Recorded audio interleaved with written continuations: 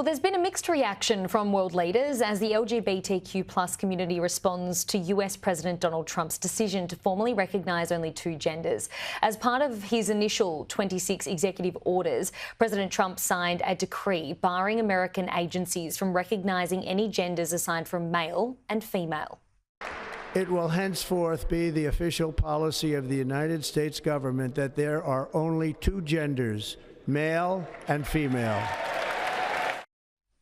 Canada's Conservative Party leader and the man polls indicate is likely to become the next Prime Minister responded today, seemingly in line with President Trump. I'm just asking more so if you're in line with what he is saying. Do you agree with what he's saying? Is that something that you would be lockstep with if elected as Prime Minister? Well, I'm not aware of any other genders than men and women. I mean, if you have any other that you want me to consider, you're welcome to tell me right now. I'm only aware of two, but I mean, if you come up with another list, then you're welcome to do that. But I'm aware of two, and as far as I'm concerned, we should have a government that just minds its own damn business and leaves people alone to make their own personal decisions. Here at home, his executive order is drawing widespread government debate. President Donald Trump this week made an executive order for the government to only recognise two genders, male and female. What's your response to that, and how many genders do you think governments should recognise? Really? I'll say this in a broad sense. We are seeing too much US-style division coming to our country, and it's the responsibility of leaders to call it out and not respond to it and stand up for their communities. Every Victorian should have the right to practice their faith, whatever that faith may be, and do so safely, and to love who they love and to be who they are.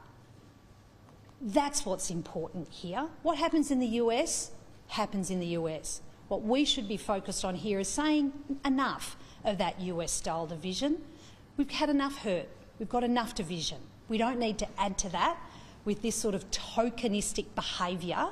We've got to focus on supporting people to be who they are, to love who they want to love, and to practice their faith, whatever their faith may be.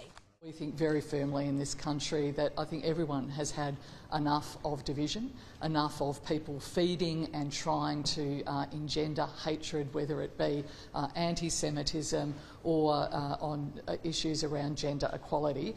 We're getting on with the business of government, we're getting on with the business of delivering for our communities and making sure that we actually continue to have a socially inclusive and a great place for people to live, and that sort of division and people or politicians who want to feed that division here in this country really should have a long, hard look at themselves and think about what they are doing to our community cohesion.